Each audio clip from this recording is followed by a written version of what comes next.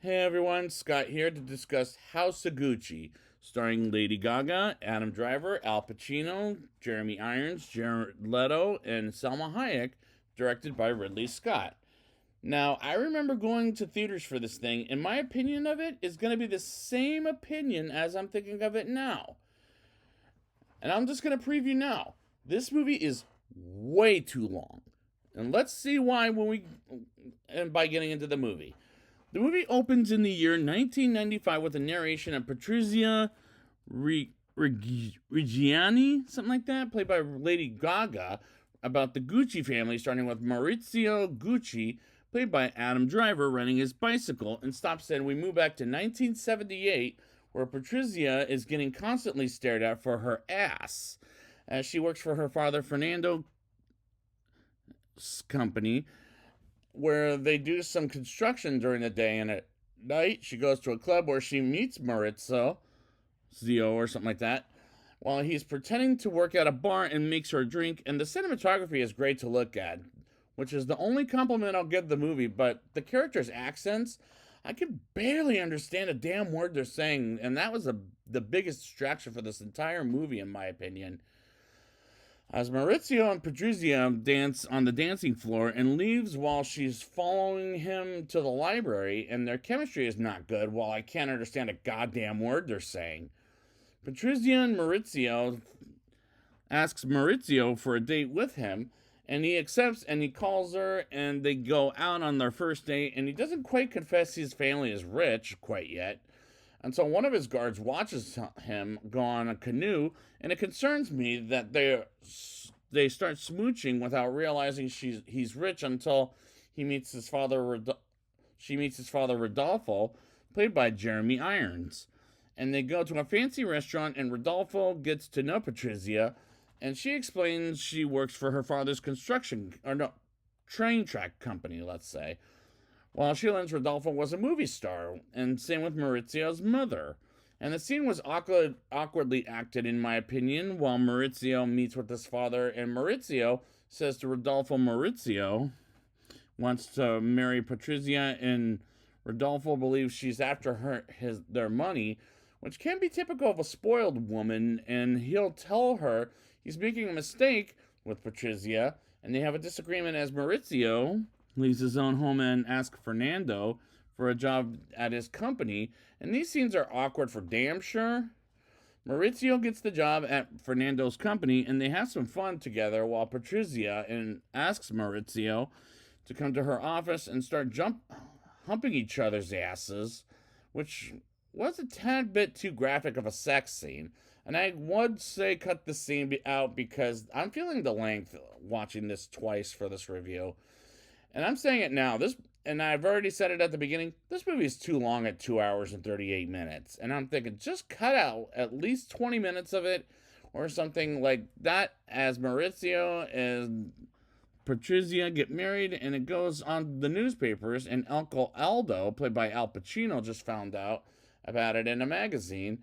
And I like Al Pacino and Jeremy Irons for what little they do in this movie. But it's not really their movie, but I like seeing them in everything in general. Aldo chats with his brother Rodolfo about how Maurizio got married to Patrizia in Aldo's 70th, and Aldo invites him to his 70th birthday coming up, and invites not only Rodolfo, but Maurizio and Patrizia and Maurizio to his birthday party, and Patrizia talks Maurizio into coming, and they do come play some rough sports like a game of football, and they meet Maurizio's cousin Paolo, played terribly by Jared Leto, as he deserves better than this, as this accent is ridiculously horrible, and I can't understand a fucking word he's saying whatsoever, but the makeup is well done, as Maurizio and Patrizia leave the party, and Aldo asks them both to go to New York, and he gives them an envelope with plane tickets to New York, and the acting in this is awful.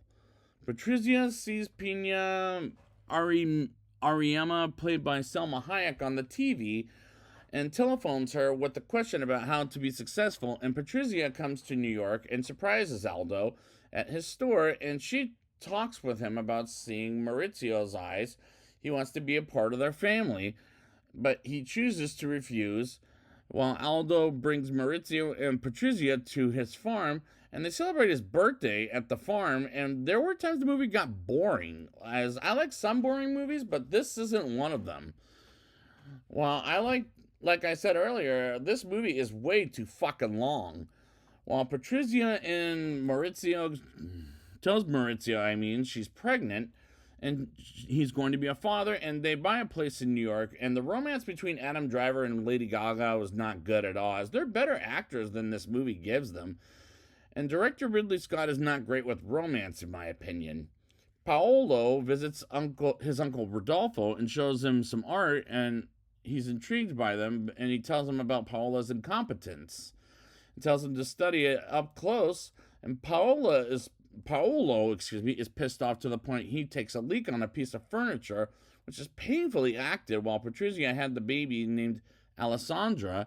Maurizio and Patrizia go to Rodolfo's house to tell him he's a grandfather, and off screen passes away. And I couldn't believe Jeremy Irons passed away in this movie. And now who has to carry the movie with Al Pacino? Because it's not Adam Driver nor Lady Gaga or Jared Leto, for damn sure, for that matter. Maurizio and Patrizia have no choice but to sign up for Rodolfo's death certificate by paying $14 billion. And she goes to Pina for advice on how to get the money. And I'm thinking, Patrizia is a money-hungry bitch at this point. Rodolfo was right to not sign his death certificate to begin with. And Aldo goes and takes Patrizia to his new office and tells Uncle Aldo, while Patrizia sees a purse that is Gucci at a street fair and is upset about it after seeing one from a maid that works for them. And they talk with Aldo about it as junk. And Aldo made an empire out of Gucci. And we move on to 1983, and they see a show. And this movie is jumping all over the place. And this is when I get bored with the movie, as this is, at this point, Patrizia decides to tell Maurizio to get off his lazy ass and deal with the scam they're going through. And they chat with Domenico Di Sali. I don't know if I'm saying that right. Please forgive me. And he suggests talking to Paolo about the property and tells him to make the name Gucci back to the stores. And Maurizio is upset. Patrizia talked to him without telling him a fucking thing. And Paolo, why do I keep doing that, I wonder? Talking with Maurizio, and he practices what to say to Aldo.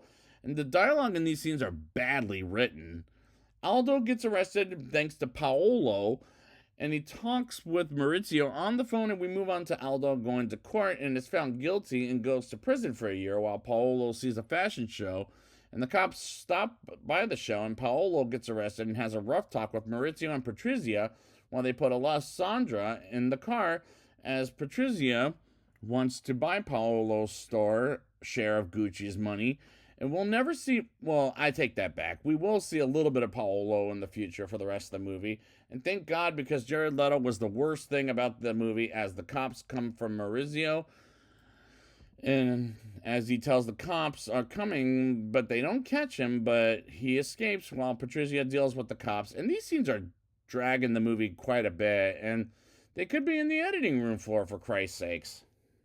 Maurizio gets to his safe house while Patrizia is trying to help the cops out, while Domenico asks Patrizia about a forged signature. And then we move on to Maurizio going skiing and sees an old friend named Paola. There's the Paola in the story. And catch up with Patrizia and Alessandra arriving at the safe house, which happens to be snowy there. And they have lunch, and nighttime comes, and they have an argument about how much Maurizio embarrassed Patrizia, and she believes they're stronger together while he wants to stay away from Gucci. And this movie is unnecessarily long, and there's some unnecessary details during these scenes. Christmas morning comes, and Alessandra gets a doll from her mother, while Maurizio and Patrizia get each other things I'm led to believe they do not like, which is awkward, while Maurizio is teaching Alessandra how to ski. While Patrizia chats with Paola about how unethical Patrizia is as a person, and Maurizio asks Patrizia for a divorce in the nicest way, but I believe there's a nicer way to ask for a divorce. And Patrizia meets with Pina And one thing I noticed earlier, that she has a lot of cats in the house. And I didn't mind that, being a cat owner myself. I only have the one, but... And Aldo gets out of prison and bumps into Paolo and hug it out. And I like the reunion, but so far this movie is dragging for a bit too long. Aldo stays with Paolo and talks shit about Maurizio, while Paolo is glad to have Aldo back and tells him he sold his half to Patrizia, and Aldo is upset over it, while Maurizio starts dating Paola, and they do a romantic dance and start smooching up a storm, while Pina is asked by Patrizia where the fuck is Maurizio, and asks him to meet, but Domenico decides to show up, but not him, and she gets abusive about the divorce as she refuses to let the name Gucci go away from her. As Paolo and Aldo meet with some lawyers to take the name Gucci back, and Maurizio comes in the room, and Paolo and Aldo are upset about it, as he's a traitor of some kind, and signs the name Gucci shareholder, which were a bunch of terrible scenes to begin with. And they could be in the editing room floor for all I fucking care.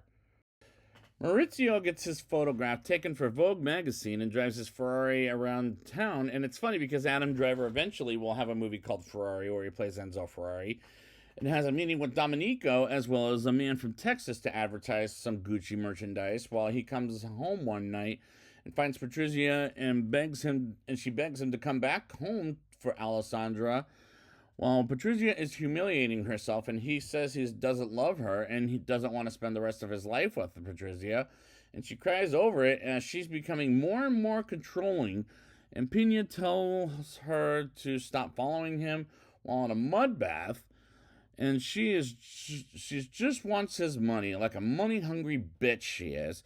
And this is the point I'm hating the character Lady Gaga is playing at this point.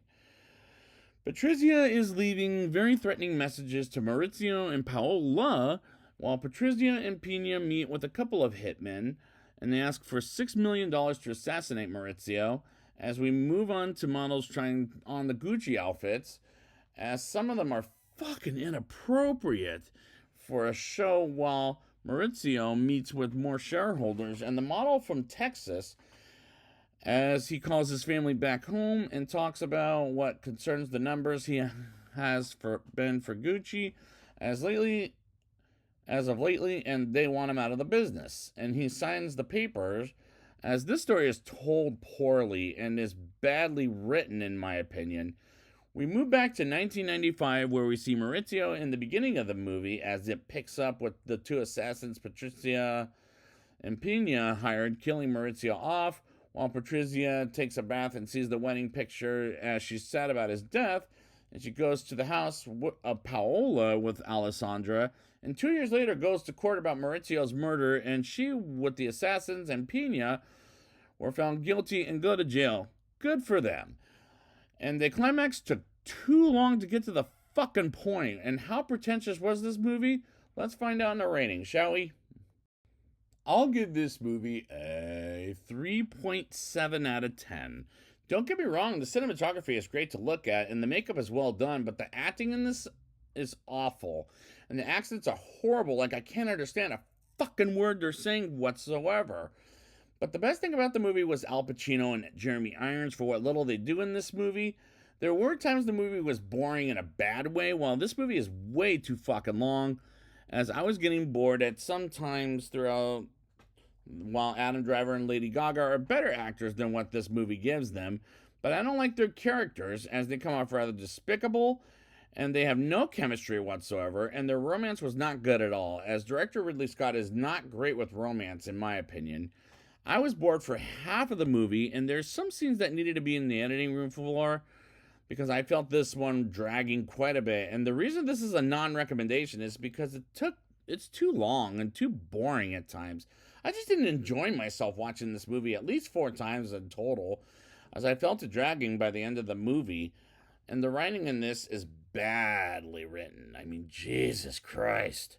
So I'd like to thank you guys for joining me, and next time I will be back with Napoleon before I come up to Gladiator and Gladiator 2. And until then, sell some Gucci goose.